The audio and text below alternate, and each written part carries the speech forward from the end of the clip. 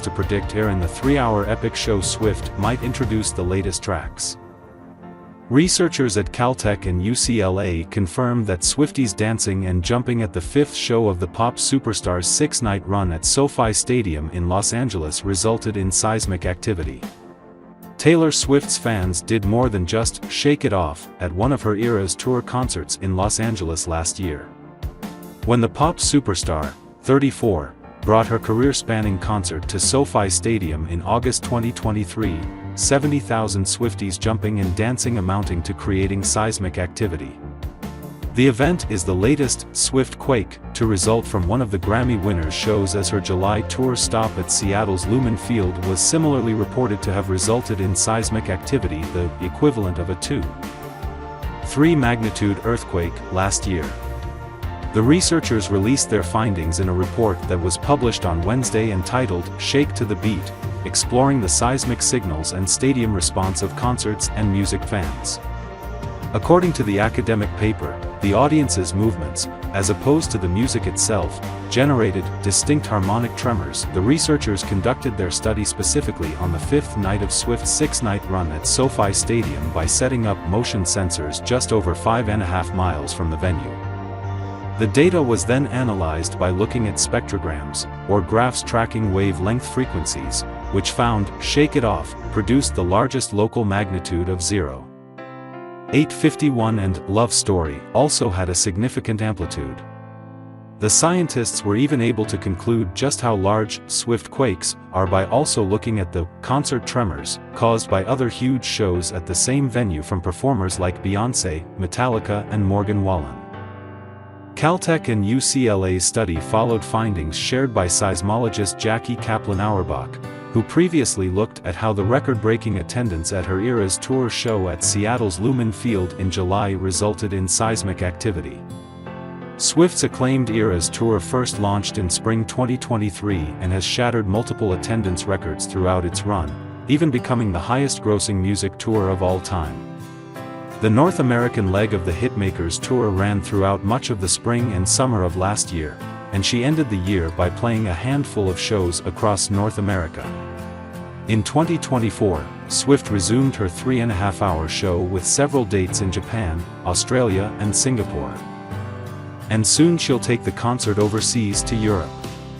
Following the release of her forthcoming 11th studio album The Tortured Poets Department, which is due out on April 19th, the "Cruel Summer" singer will resume the Eras Tour in late May. Dates across Europe and the UK are set to continue throughout the summer and, by the fall, she'll play a handful of additional North American dates.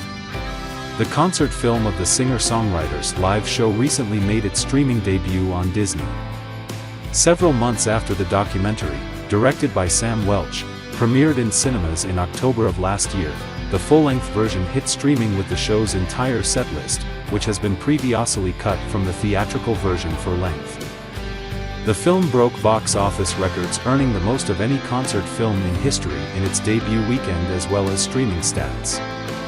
The version exclusive to Disney, which has been dubbed Taylor Swift The Eras Tour, Taylor's version, became the most-watched music film on the platform just 3 days after it arrived.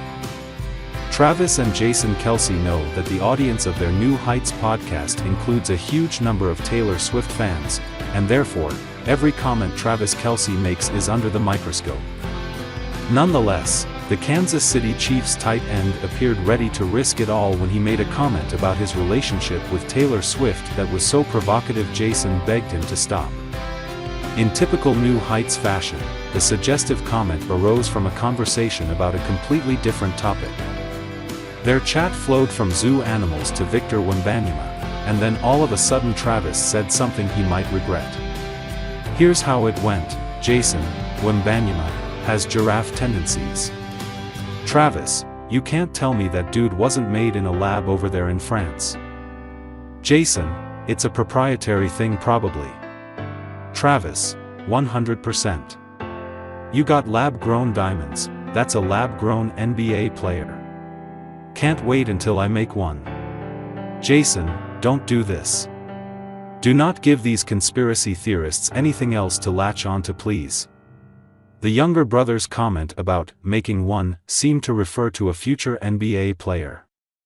In other words, Travis Kelce can't wait to put a baby in Taylor Swift. The other possible read of his comment is that he wanted to make his own diamond, possibly for an engagement ring, which would also signify a huge step in his relationship with the 14-time Grammy-winning artist. It's not exactly a huge surprise, but Taylor Swift, The Eras Tour has become the most watched music film in Disney Plus history, with 4.6 million views in the first 3 days alone. Over its opening weekend, Disney says that Swifties, and a fair few hate watchers, we imagine, watched 16.2 million hours of the epic concert show. If you haven't seen the streaming version because you've already been to the movies for it, it's worth tuning in, even if we don't rate among the best Disney Plus movies. There are more songs in the streaming version than in the theatrical release or the digital release, which added Wildest Dreams, The Archer and Long Live. The Disney Plus version also has Cardigan, Death by a Thousand Cuts, Maroon, You Are in Love and I Can See You. The numbers are incredible for a concert movie. Check out these 3 great concert movies if you're looking for a new one to watch, but as Casey Moore of What's on Netflix points out, they're not big enough to top the global streaming numbers. It looks like that's one chart that even Taylor can't top.